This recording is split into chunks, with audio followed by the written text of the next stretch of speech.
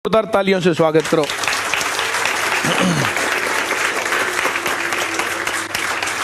जैसे यहाँ पर हरियाणा जी के मैम पढ़ाते हैं तो वैसे ही रामकुमार सर, वेलकम सर, वैसे ही पढ़ाते हैं, बहुत बढ़िया पढ़ाते हैं। तुम लोगों को जैसे राजस्थान जी के की ज़रूरत कम होती है इसलिए तुम शायद ना जानते हो, पर बहुत अच्छे टीचर हैं और पूरे राजस्थान को संभालते हैं और एक बड़ा नाम है राजस्थान जी के नाम पर।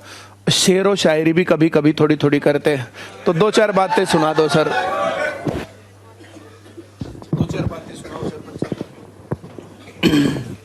Hello, good morning sir. कैसे हो सभी? जानते हो मेरे को, है ना? राजस्थान वाले जानते हैं। प्रिमल सर को तो पूरा इंडिया ही जानता है ना? बाकी अच्छा लगा आप सबसे मिलकर के। वो कहते हैं ना कि पूरा अरमान हो गया मेरा, पूरा अरमान हो गया मेरा, खुद पे एहसान हो गया मेरा, आप सबको देखा तो धुल गई आंखें मेरी, जैसे शाही स्नान हो गया मेरा, शाही स्नान हो गया मेरा।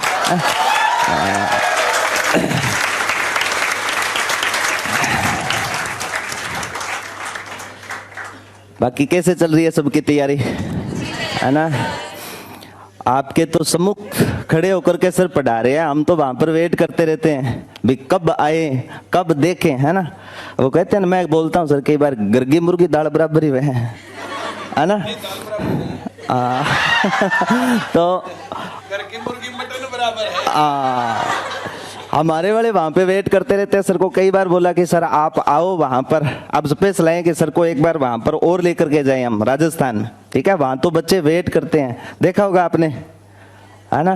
तो खूब मान सम्मान, हम तो स्पेशल चल करके आए और मैं हमेशा वहां पर विजिट होती है सर के साथ में, कई बार एक दो बार जाता हूँ तो भी चर्चाएं करता हूँ सर से और मैडम से कि सर राजस्थान आपका हमेशा ऋणी रहेगा कि बहुत ही कम फीस के अंदर वहां पर बच्चों को सिर्फ और सिर्फ शिक्षा से संबंधित, शिक्षा दूर की बात है, शिक्षा से बढ़ करके संस्कारों की बात, है ना? शिक्षा भी मिलती है और इसके अच्छे आपको संस्कार भी मिलते हैं। और मैं तो हमेशा कहता हूं गुरुजन सबसे बड़े हैं, पहले माता पिता और उसके बाद में गुरुजन। और गुरुजन शुरू से लेकर के लास्ट स्टेप तक जहां तक आपको कुछ ना कुछ सिखाया जाता है वही गुरु है। गुरु की मैं हमेशा क्लास में जाता हूं, हमेशा परिभाषा बताता हूं कि गुरु कहते किसको हैं, किसको बोलते हैं गुरु? कि सुंदर सुर सजाने की मैं साज बनाता हूं कि सुंदर सुर सजाने की मैं साज बनाता हूं, नौ सखिए परिंदे से मैं बाज बनाता हूं, चुपचाप सुनता हूं शिकायतें सबकी, तब जाकर दुनिया बदलने की आवाज बनाता हूं। अरे समंदर तो परखता है, समंदर तो परखता है हौसले पक्षियों के, मैं तो डूबती कश्तियों के जहाज बनाता हूं। और बनाए कोई चंद्रमा पे खूबसूरत इमारत, मैं तो इन कच्ची मिट्टी से नए इंसान बनाता हूं, कच्ची मिट्टी से नए इंसान बनाता हूं, है ना? तो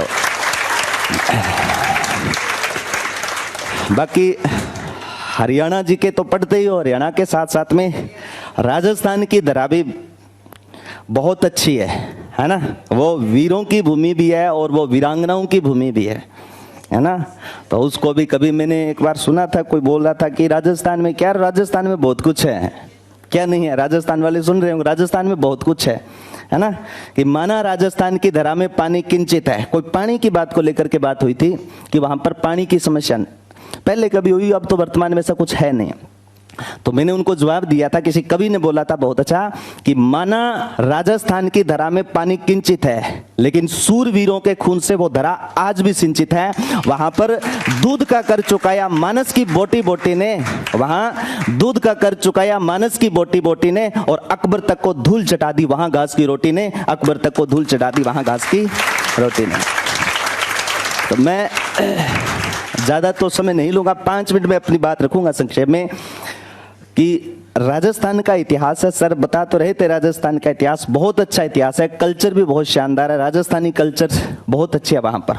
मैंने कहा है ना कि वीरों की और वीरांगनाओं की भूमि है वो इतिहास के पन्नों में सुनहरे अक्षरों में वीरों के साथ साथ में वीरांगनाओं की भी गाथा लिखी जाती है ना? वहां के लोग बेटा ऐसे हुए हैं जिन्होंने अपने परिवार को, अपने जो राष्ट्र था, राष्ट्र को पहले रखा, परिवार को बाद में रखा। यानी छोटे छोटे बच्चों को, अपनी माता को, ठीक है, अपनी पत्नी को अपने हाथों से जलाया था, आग के हवाले किया था। हम पढ़ाते तो हम बताते हैं कि राजस्थान में एक होता है शाका, जिसमें एक केसरिया होता है और एक होता है जौहर, ठीक है ना। केसरिया जब किया जाता है जब उनको पता चल जाए कि जो चारों तरफ से दुर्ग घेर लिया गया, अब अपनी कोई जीत नहीं, हार हमारे सामने निश्चित है। तो जब इस बात का पता राजा को चल जाए कि अपने हारेंगे, तो जो वीरांगनाएं होती है, ठीक है, वो जौहर को लीड करती है, ठीक है। और वैसे भी कहा जाता है कि महिलाओं का त्याग, बलिदान, समर्पण भावनाएं सदियों सदियों से चली आ रही है और आज तक वही चलती आ रही है ना।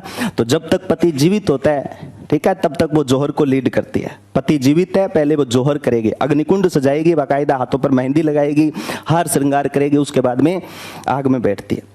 बहुत अच्छा दोहा है राजस्थानी के अंदर कि चित्तौड़गढ़ का जब शाका हुआ और चित्तौड़गढ़ के तीसरे शाके के अंदर जब जो जौहर को लीड किया जा रहा था, उस समय किसी कवि ने एक राजस्थानी में दोहा लिखा था बहुत अच्छा कि नाना गीगा गेगली जामण कामण घे, नाना गीगा गेगली जामण कामण घे, बड़ वालिया निज हाथ सुर ऊंचो करतब ने। यानी नाना गीगा गेगली, जब पता चला कि मुगल शासक अकबर सल्तनत का राजा आकर के अटैक कर रहा है चित्तौड़गढ़ पर, तो जयमल और फत्ता गाथा गाई जाती है। अपने मेड़ता ब्रांच है वहां पर राजस्थान के, तो मेड़ता का था जयमल मेड़तिया, उनके नेतृत्व वहां पर जौहर को लीड और केसरिया किया जाता है। और उस समय वहां पर जब ये चर्चाएं हो रही थी तो नाना गीगा गीगली यानी छोटे छोटे बच्चों को जामण कामण घे, पत्नी और जामण यानी अपनी माँ को जामण कामण घे, बड़ वालिया निज हाथ सू, अपने हाथ से आग के हवाले कर दिया। ऊंचो कर्तव्य है यानी राष्ट्रीय प्रेम की भावना से बढ़ करके उनके लिए कुछ भी नहीं था, परिवार तक उन लोगों ने न्यौछावर कर दिया था। कितने अपने आप में बड़ी बात है। हम तो आज भी राजस्थान इतिहास पढ़ाते रोंगटे खड़े होते हैं कि किस प्रकार के डील के डाकी टाइप के आदमी रहे होंगे, लांगड़ रहे होंगे और कितनी बहादुरी दिखाई होगी उन योद्धाओं ने। और उन योद्धाओं के कारण ही राजस्थान सुरक्षित रहा था। राजस्थान नहीं, पूरा भारत सुरक्षित रहा था, क्योंकि 7वीं से 12वीं शताब्दी का जो काल था ना, जिसे आप बोलते हो राजपूत काल, पूरे भारत को बचाने वाला कोई था तो वो राजस्थान की धरा था। और मुझे दुख होता है कई बार जैसे बाहर जाते हैं और कोई बात राजस्थान की कहते हैं, तो राजस्थान की कल्चर जब जानते हैं, उनके बारे में समझते हैं, तब पता चलता है कि राजस्थान क्या है। कि भूख न मेटा मेड़तोर, ना मेटा नागौर, आप भूख रजवटी अनोखड़ी मरिया मेटा चित्तौड़। जब जयमल को लालच दिया गया कि आप मेड़ता वापस चले जाओ और उनको वापस मेड़ता जाने के लिए कहा, तो उन्होंने साफ मना कर दिया था कि हमारी जो भूख है ना वो रजवटी भूख है, ये मेड़ता और नागौर देने से मिटने वाली नहीं है। ये रण बांकुरों की तरह जब हम युद्ध में लड़ेंगे, मर मिटेंगे, तब हमारी ये भूख मिटेगी। बाकी बेटा मैं तो यही कहूंगा, सर के सानिध्य जैसे बताइए, जिस प्रकार आपको गाइड करे उस प्रकार पढ़ते हो। जितना ये पढ़ा रहे हैं, जितना आपको समझा रहे हैं, उतना ही आप सफिशिएंट तरीके से करते जाओगे ना, तो जरूरत नहीं है चारों तरफ देखने की, ठीक है ना। लास्ट में मैं 2 बातें और बोलूंगा, है तो जो मेहनत कर रहे हो ना, मेहनत किसको बोलते हैं? जो कई कहते हैं किस्मत पे बिलीव करते हैं, मेहनत तो आपकी है, लगातार आप तपोगे, है ना। सूरज की तरह अगर दिखना है, सूरज की तरह दिखना है तो उसकी तरह जलना पड़ेगा, है ना। सर भी आपके सामने सुबह से लेकर के शाम तक पढ़ाते हैं, है ना। अब तो फिर भी ठीक है, जब मैं 2018 के अंदर पढ़ाना शुरू किया था तब मनदीप सर और राजवीर सर थे, तब इनके शायद पाँव में दिक्कत थी, सर के खून बहता था, कहते फिर भी क्लास में पढ़ाते हैं। तब हमें भी हौसला बाकी राम करते रहे, तू तो कर सके, है ना। तो फिर हम भी आ गए, फिर थोड़ा बहुत ऐसे बुखार हो जाता है, कई बार खांसी आनी शुरू हो जाती है, तो क्लास में डटे रहते हैं। तो प्रिमल सर कर सकते हैं, तुम्हारे के गोली पड़ेड़ी है, तो हम क्यों नहीं कर सकते? हम भी तो कर सकते हैं ना। वो किस्मत का लेकर के बात कहते हैं, तब मैं कहूंगा, अब राग रूग तो है कौन पर गाऊंगा राग में मैं, हाँ, कि तेरी मेहनत तेरा कल है, तेरा अनमोल हर पल है। तेरी मेहनत तेरा कल है, तेरा अनमोल हर पल है। करेगी क्या जन्म कुंडली जो तेरे सीने में बल है। कि किस्मत के सहारे बैठ के कितने ही है रोते, कि किस्मत के सहारे बैठ के कितने ही है रोते।